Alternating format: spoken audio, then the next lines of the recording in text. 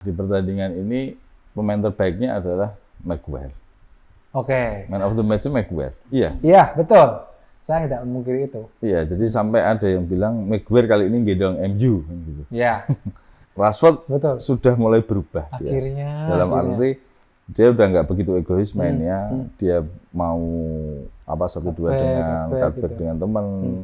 Tapi kemarin itu sebenarnya MU harusnya bisa menang lebih dari 3 gol. Iya.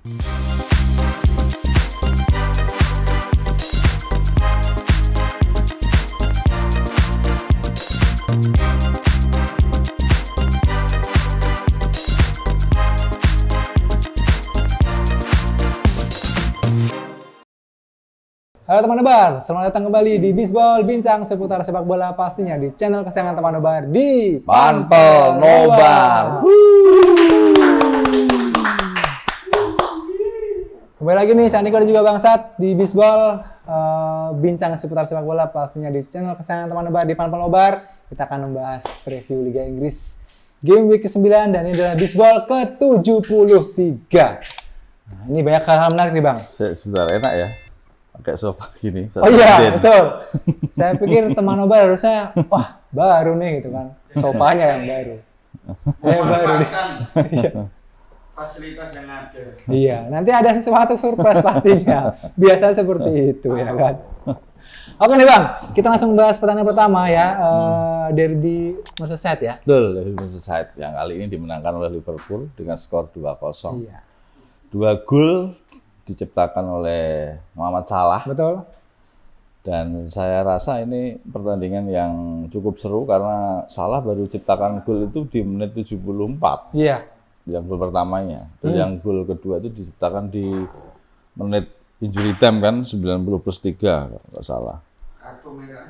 Ini harus terima kasih sama mantan main MU nih. Mas Jong kena kartu merah di menit 37. Tapi kan dia akhirnya mencetak golnya menit akhir kan Bang? Iya benar. Ya kalau saya lihat sih agak kesulitan juga menembus pertahanan dari Everton karena kita lihat kalau di sini secara statistik memang dari position goal jauh lah 77 dibanding 23. Betul. Dan dari shoot target sama shoot off targetnya juga cukup jauh. Dan memang di pertandingan ini memang Liverpool cukup cukup menyerang dengan Gravenberch ini udah main dia. Ryan Gravenberch udah mulai main dari Munchen ya? Iya, yang dari Munchen itu dari menit awal dan digantikan sama Elliot di menit 62. Kalau saya melihat sih memang ketergantungan terhadap pemain-pemain mereka di lini depan, 3 orang itu memang masih cukup tinggi ya. Mohamed Salah, Luis Diaz, Diogo Jota, itu memang ketika mereka bermain, ya memang bisa dipastikan Liverpool pasti akan memiliki hasil positif seperti itu. Dan di lini tengahnya, McAllister bersama si Szoboszlai memang benar-benar sebuah kekuatan baru. Betul. Sekarang ini. Sudah paten banget nih kayaknya di Liverpool ya. Langsung nyetel ya Bang? Langsung nyetel gitu? Iya benar. McAllister, Szoboszlai terutama, yang mungkin dari awal kita belum begitu tahu Szoboszlai itu pemain mana. Iya. Tapi ternyata ketika dia bermain di Liga Inggris, dia bisa cepat menyesuaikan. Betul. Adaptasinya cukup bagus.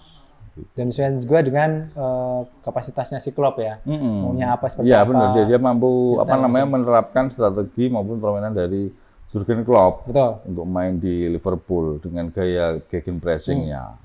Gitu. Oke, tinggalkan Liverpool yang menang di Derby Merseyside atas Everton, kartu merah. Pertama nih di pekan ke-9 karena banyak kartu merah nih. Kita ke pertandingan selanjutnya ada Brentford yang menang besar atas tim promosi Burnley 3-0. Iya. Di sini Brentford sudah, ya kita nggak tahu apakah mudah mulai kelihatan lagi seperti musim kemarin atau memang karena lawannya Burnley kan. Dan Burnley memang sejak di menit 78 dia hanya bermain dengan 10 pemain karena si Conor Roberts kena kartu merah. Dan di sini Bryan Mbeumo ini jadi pemain terbaik karena dia mampu menciptakan 1 gol dan 1 assist. Assist ke Wisa di awal pertandingan kan di menit 25. Dan di gol terakhirnya diciptakan oleh si Saman Ghoddos di menit 87. Saya rasa dengan kemenangan Brentford dari Burnley ini setidaknya dia mengangkat moral tim. Setelah kemarin kalah ya Bang? Iya, setelah beberapa pertandingan sebelumnya mungkin mengalami kekalahan. Betul. dan ini main di kandang, lawannya juga Burnley, klub baru lah intinya kan seperti itu. Kan Brentford habis kalah menyakitkan Bang dari MU. Lawan MU ya kan di menit injury time. Betul. 87+93. Jadi saya rasa ini juga membangkitkan lah moral dari pemain Brentford untuk mengarungi Liga Inggris di musim ini. Oke, kita ke pertandingan selanjutnya. Bournemouth bermain di kandang tapi harus kalah dari Wolverhampton 1-2 dan juga Bournemouth kena kartu merah lagi nih Bang. Bournemouth kena langsung ini. Iya. Direct kartu merah si Lewis Cook di menit 54. Betul. Dan memang untuk Bournemouth dengan kekuatan saat ini saya rasa memang cukup inilah, Cak. Cukup kurang saya bilang, ya. Dia kan bertahan kan, Bang? Iya, pasti bertahan. Hampir degradasi kan kemarin ya. Di musim kemarin dia hampir degradasi. Hampir degradasi. Iya, hampir degradasi. Tapi saya rasa di musim ini juga kurang begitu bagus dari cara permainannya, apalagi beberapa pertandingan dia cukup mengalami kekalahan. Kan kemarin kalah telak. Kalah 3-0, sebelumnya sama si Arsenal 4-0, sebelumnya menang lawan Sheffield kan 2-0. Oh iya, sama tim promosi itu ya. Dan di sini memang ada peran yang sangat krusial dari dua orang pemain Wolves, pemain Koreanya, Bang Chan. Kemudian sama si Neto. Ya, dua pemain itu menciptakan assist meskipun nggak menciptakan gol ya. Iya. Tapi dua pemain itu memang cukup membantu Wolves di musim ini saya rasa. Walaupun ada beberapa pemain yang cabut ya Bang. Iya. Cunha kemarin kan ke City. Benar. Kayak Matheus Nunes. Nunes ke Cunha. Iya, Matheus Nunes. Kan terus kemudian si ini Raul Jimenez. Tapi dengan kepindahan beberapa pemain itu tapi enggak begitu mempengaruhi. Membuat beberapa pemain yang kemarin stuck gitu bagus ya. Bang Wicca. Bang Wicca benar. Wicca kan memang sudah beberapa musim sebenarnya dia di situ. Tapi kelihatan agak mulai kelihatan di musim ini. Nah, ketika Raul sudah cabut gitu. Oke, kita tinggalkan Wolves dan juga Bournemouth, kita ke pertandingan selanjutnya. Nottingham Forest melawan Luton Town. Ini juga seru sekali sih Bang. Ya Luton Town mampu menahan Nottingham di kandangnya Nottingham. Betul, 2 gol keren dari Chris Wood tidak mampu menyelamatkan dan membuat kemenangan karena 2 gol dari Luton Town juga menit terakhir 83 juga 90 lebih. Jadi kemarin ini ngomong-ngomong masalah FPL, ini kan saya mau ganti striker kemarin. Sama strikernya Nottingham Forest. Siapa? Awoniyi bukan? Ya, Awoniyi. Ternyata Awoniyi kena akumulasi. Atau cedera. Sampai November. 5 November. Bener, nggak jadi saya pakai strikernya Nottingham. Malah ternyata Woods 2 gol. Iya. Wood ya. Iya. Jadi saya rasa ini juga Luton kan kalah dulu 2-0. Betul.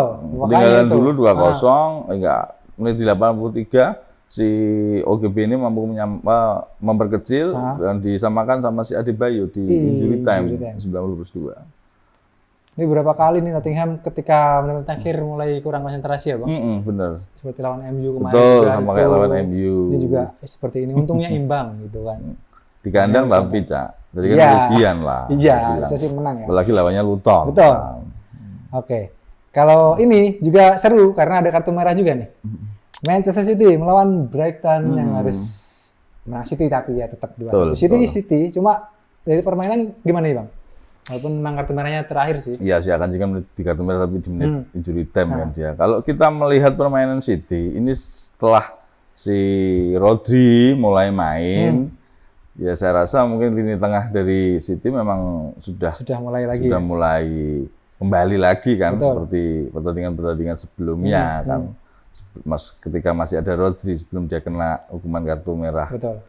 Yang 3 kali pertandingan nggak bisa main, tapi dengan hasil ini setidaknya dia mampu menjaga jarak di papan atas. Tinggal ini nanti Spurs menang apa kalah. Betul. Karena habis kalah lawan Arsenal 1-0 kan itu juga pas nggak ada Rodri ya? Nggak ada Rodri, betul. Kemarin juga Rodri sudah mulai main, tapi ya. Tapi saya rasa juga Brighton juga nggak kemudian dia bisa dibombardir sama Manchester City. Betul. dia melakukan perlawanan juga, apalagi dari lini kiri, dari sebelah kiri, sayap kiri lewat Mitoma, dia beberapa kali bisa lepas dari si siapa namanya pemain bek kanannya, Kyle Walker. Paling Walker ya kenceng ya bang lari. Iya makanya. Tapi beberapa kali sebenarnya Mitoma lolos, hingga si Fati itu bisa ciptakan gol itu kan dari kemudian di sebelah kiri juga. Dan saya rasa memang kalau kita melihat pertahanan dari City, ini memang kayaknya perlu inilah.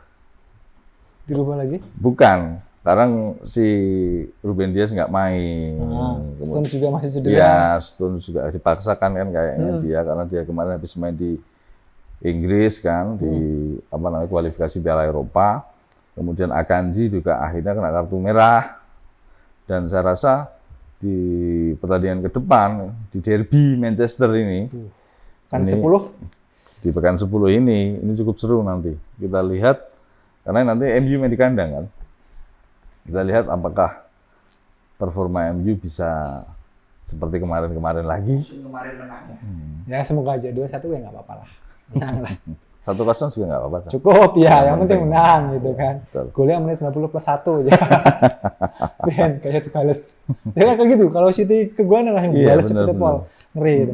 Oke, tinggalkan City dan Brighton, kita ke Newcastle dan juga Crystal Palace. 4-0 nih Bang. Iya, saya lihat ini.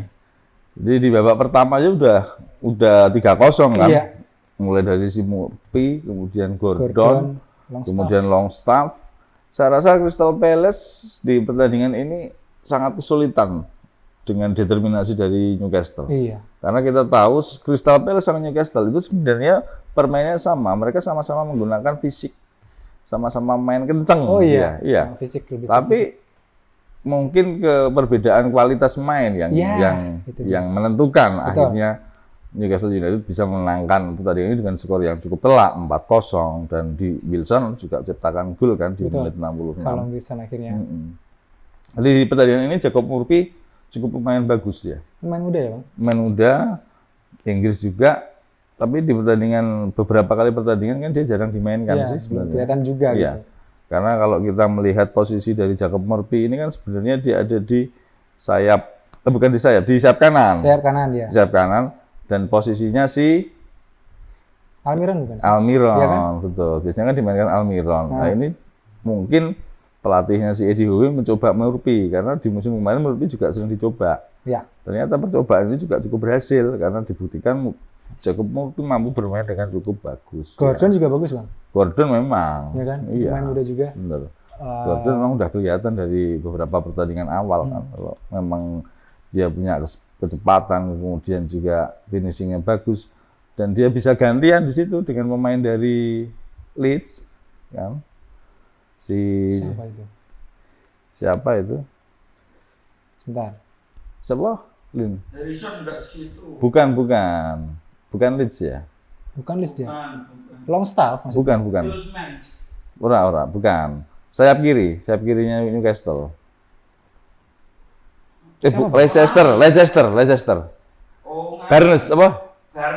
Barnes. Harvey Barnes. Oke. Barnes kemarin nggak main tapi? Nggak main. Tapi biasanya dia gantian sama Gordon. Kayak cedera dia. Gordon kan aja untuk Everton. Iya, Gordon memang dari Everton. Cuma di musim kemarin itu kalau Gordon kebanyakan di sebelah kanan kalau saya melihat. Di sini kan dia di sebelah kiri kan? Tapi sekarang dia di sayap kiri, ditaruh di sayap kiri. Ini gantiin si Saint Maxim. Iya. Ya kan? Yang Saint Maxim sekarang kan di Liga Arab toh. Betul. Al-Ahly. Livramento ternyata ke Newcastle ya, Bang? Livramento. Saya baru tahu ada dia di Newcastle. Terus ini salah satu pemainnya juga kena kasus ya. Siapa itu? Sandro Tonali. Oh iya, judi. Kasus judi di Italia. Oh iya. Dia selama selama bermain di AC Milan, dia itu ketika berjudi selalu megang AC Milan. Oh iya. Itu. Wow. Itu kalau di Liga Inggris sebenarnya langsung boleh kan kalau pegang tim lain, tapi kalau pegang timnya yang dia main itu yang kena kasus. Tapi kalau di Inggris nggak boleh ya. Kayak si itu kena Tuni. Tuni itu lebih ke ini Bang. Lebih ada arah ke bandar. Iya. Oh gitu. Iya. Enggak pasang gitu ya. Enggak. Kalau pasang gitu nggak apa-apa ya. Bebas ya. Boleh asal jangan timnya. Asal sedikit. Oh gitu. Kan dulu pernah ada kasus ini Bang. Kalau Anda kan pasang tapi banyak. Ini malah yang terbaru tahun kemarin tuh ada kasus ini loh. Ada hubungan sama game yang kita sering mainin FPL. Heeh. Itu ada beberapa main Aston Villa. Heeh. Itu main FPL. Pernah baca ya? Heeh. Itu ketahuan. Jadi ketika main nggak main nanti ditaruh di itu akhirnya ketahuan sama manajemen dia nggak boleh main FPL. Kenapa? Fantasy Premier League. Katakan ngaruh ke permainan FPL-nya. Ntar dipasang dimainin atau enggak, itu mereka sudah tahu duluan. Ntar kasih bocoran. Oh gitu. Loh, tapi kan kalau FPL kan kita tahunya ketika sudah main. Enggak.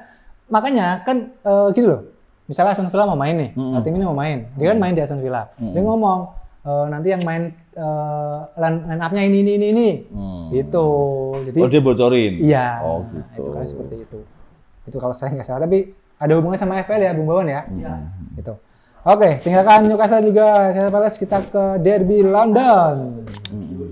Chelsea dan juga Arsenal udah menang 2-0 nih, Bang. Iya benar. Chelsea udah menang 2-0 lewat penalti Palmer di menit 15, kemudian Mudryk di menit 45 kan. Betul.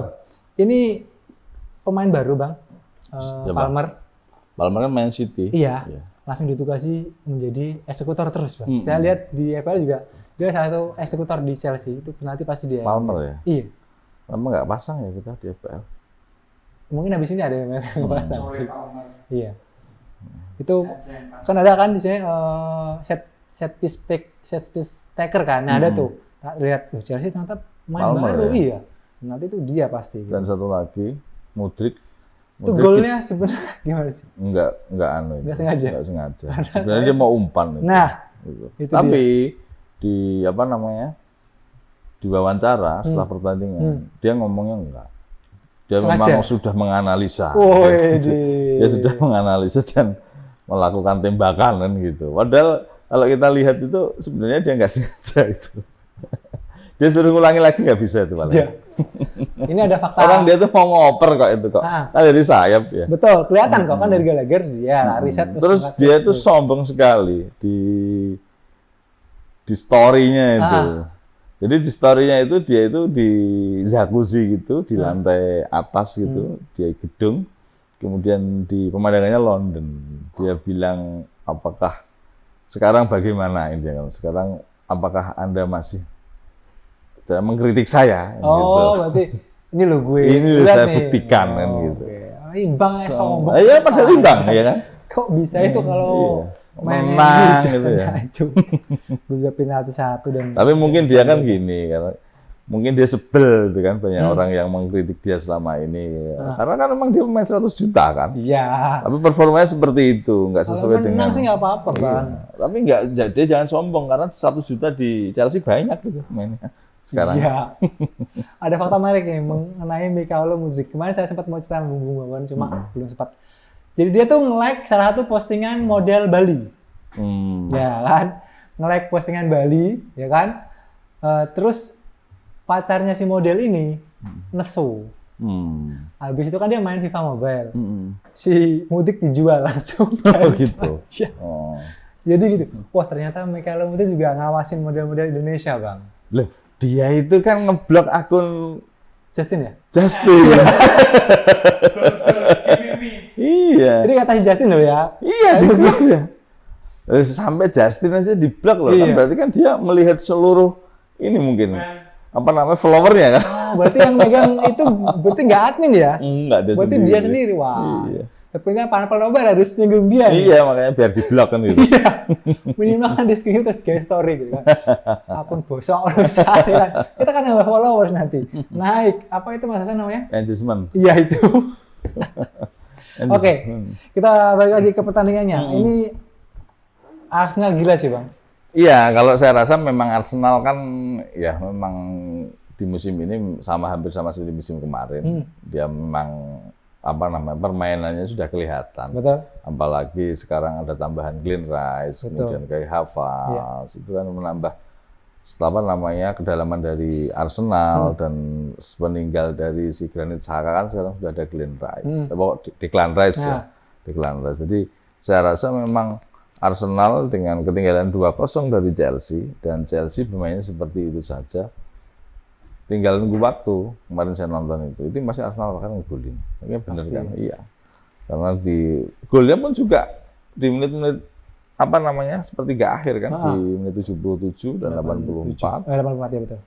Dan saya rasa kalau dari sisi statistik Arsenal malah lebih unggul kan. 57 dari 43 dari show target juga hampir sama seperti Chelsea. Saya rasa juga permainan cukup berimbang. Ini hasil yang memang adil, layak untuk Chelsea sama Arsenal.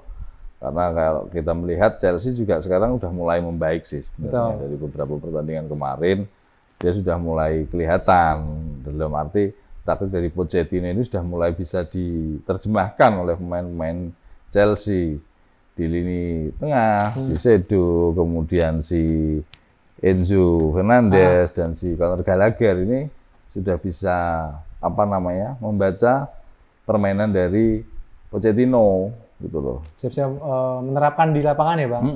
Karena lawannya juga Arsenal sih, nggak yang biasa. Iya, lawannya Arsenal gitu loh. Meskipun dia main di kandang tapi lawannya Arsenal. Iya, menang 1-4 kan kemarin ya, Chelsea ya. 1-4. Lawan tim yang sama apa sih dia kalau lupa.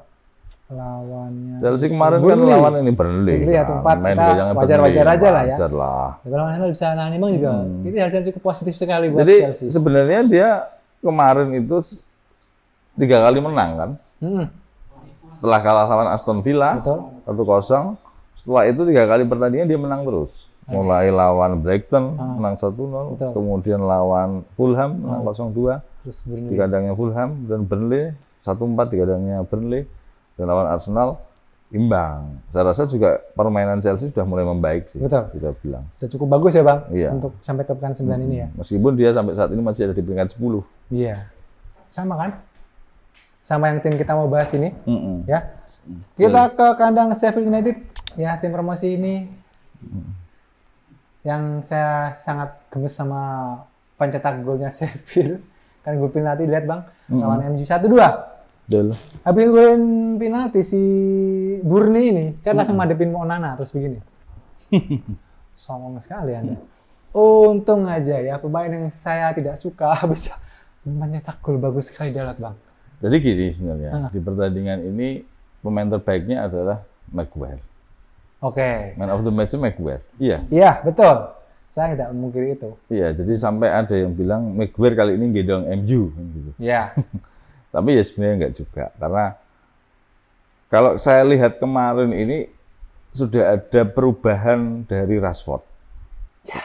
Rashford sudah mulai berubah. Akhirnya. Dalam arti dia udah nggak begitu egois mainnya, dia mau 1-2 dengan cutback dengan teman. Tapi kemarin itu sebenarnya MU harusnya bisa menang lebih dari 3 gol. Kalau saya bilang. Karena peluang Hudson itu ada 3. Dan 95% harusnya gol. XG-nya cukup tinggi dia. Expected goal-nya. Tapi memang kemarin mungkin kipernya Sheffield memang bermain cukup bagus. Yang tendangan yang operannya Rashford kayak nggak sengaja itu kan yang ternyata memang nggak offset itu. Itu kan tinggal depan-depan itu. Masih bisa ditepis. Ya kan? Tangan ya? Tangannya masih bisa begini? Iya, kena tangan. Refleksi kiper itu bagus. Dan kemarin MU sebenarnya menguasai pertandingan. Memang dalam arti memang dengan adanya Amrabat di lini tengah, kemudian kemarin di babak kedua McTominay diganti sama Eriksen, itu tambah menambah daya serang ya? Iya, daya dobrak MU ke Sheffield. Karena saya melihat McTominay ini bagusnya bukan main di gelandang bertahan, bukan box to box, mainnya dia box to box. Kalau kita ngomong dia di box to box, itu dia kelihatan bingung mainnya. Iya, kelihatan bingung, dan akhirnya dia lebih maju ke depan. Zaman di Mourinho kan kayaknya dia nggak di belakang nih Bang. Kayaknya dia di gelandang serang. Iya kan, zaman Mourinho ya. Dan kita kan bisa melihat ternyata naluri golnya cukup bagus dia. Karena meskipun dia di box to box, kemarin dia bisa sampai di kotak penalti kan, operan dari si Bruno itu ngegolin. Meskipun setelah itu dia juga blunder kan, handsball dan dapat penalti. Memang itu handsball sih kalau saya lihat. Ya kalau kan kita ya mau nggak mau sebenarnya nggak sengaja gitu kan. Walaupun memang harus. Kalau saya melihat MU kemarin di 10 menit pertama itu memang kurang bisa mengembangkan permainan. Nah, Dalam arti masih ngecek. dia masih tertekan, masih sering salah oper dan lain sebagainya. Tapi kemudian di 10 menit berikutnya, setelah 10 menit itu sudah mulai ritmenya udah mulai tertata dan akhirnya si McTominay bisa ngegolin meskipun akhirnya disamakan. Tapi di babak kedua MU terus menggempur, tinggal tunggu waktu cetak gol dan akhirnya Dalot bisa ciptakan gol yang cukup bagus itu saya rasa. Karena ada dua tendangan yang kena tiang. Iya. Yang pertama tendangan bebas dari Bruno. Betul. Kemudian yang kedua tendangan dari si Amrabat. Yang Bruno, aduh, dan bebasnya sayang ya. Iya, beberapa kali peluang banyak sebenarnya. MU kemarin memang layak lah kalau kita menang karena memang dia menguasai pertandingan dan peluangnya juga cukup banyak. Betul. Gitu loh. Dan lini pertahanan ini sekarang jadi gini kalau saya melihat.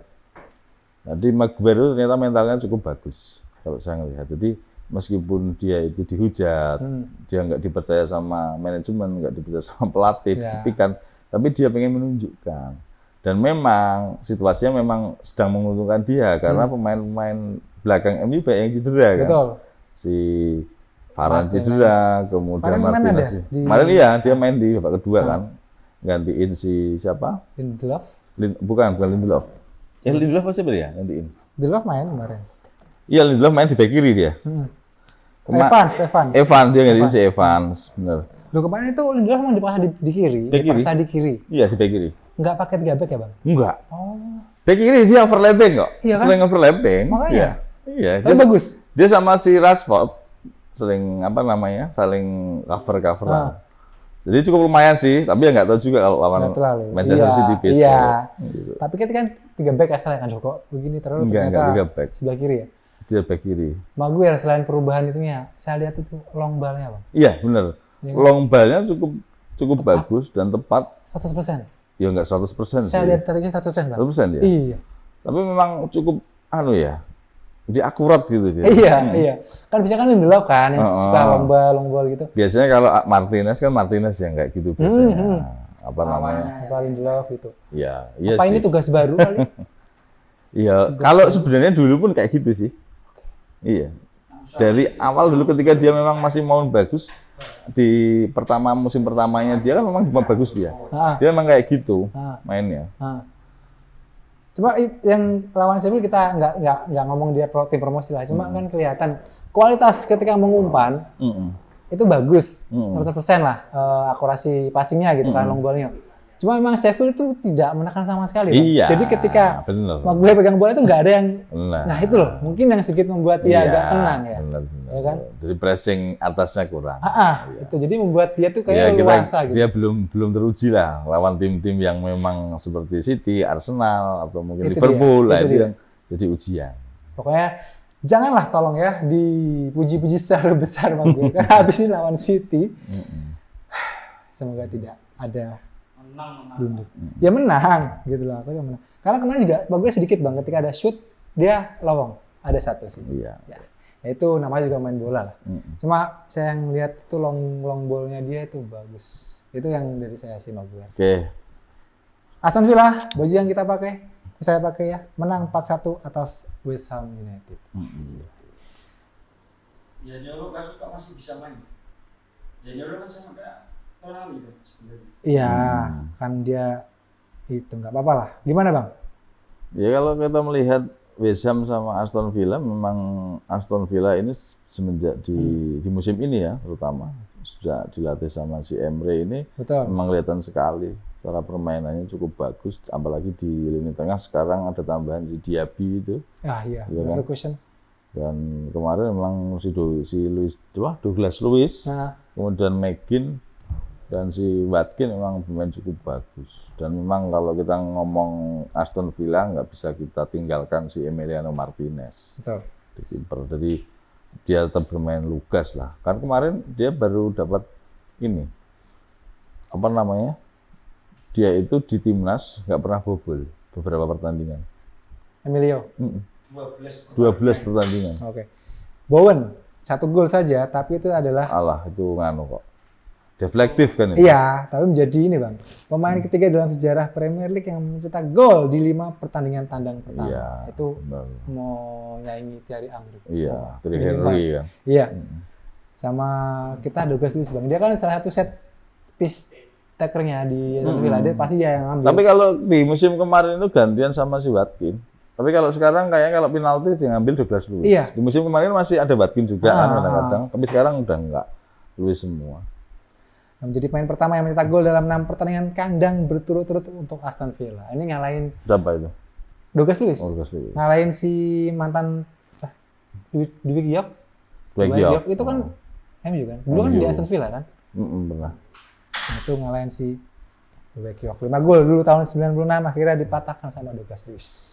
Ini Oke. masih ada satu match lagi, Iya. Spurs Nanti di malam. jam 2 dini hari ya, sebelum kita shoot ini. Boleh ada prediksi lah. Kita nggak pernah Menang prediksi. Spurs lah. Menang Spurs lah. Iya. Kita juga berharap menang Spurs dan juga semoga Son hat-trick. Son hat-trick. Saya mau mengejar si Wedang, AS Wedang. Ini sampai yang terakhir ini. Iya, pekan 9 terakhir. Penonton juara ya. Iya. Saya terlempar dari zona champion. Saya peringkat 7. Oke, Tak. Oke. Terima kasih teman Nobar yang sudah menyaksikan sampai habis video Bisbol edisi kali ini, edisi ke-73. Premier League pekan ke-9 atau Game Week 9. Pokoknya jangan lupa yang belum like, comment, share, subscribe, langsung aja di like, comment, share, subscribe akun channel Panpel Nobar. Dan jangan lupa juga follow akun media sosial kita di Bang. Betul, di Instagram dan di TikTok @manpelnobar. Betul. Jangan lupa juga nonton video yang lainnya ya di channel YouTube kita. Karena sebentar lagi akhir tahun kita akan pembukuan, ya kan? Kita akan menghitung jam tayang. Oke, terima kasih pokoknya. Jadi gue pamit, Bangsa juga pamit. kru juga pamit. Salam Fans layar kaca. Bye-bye.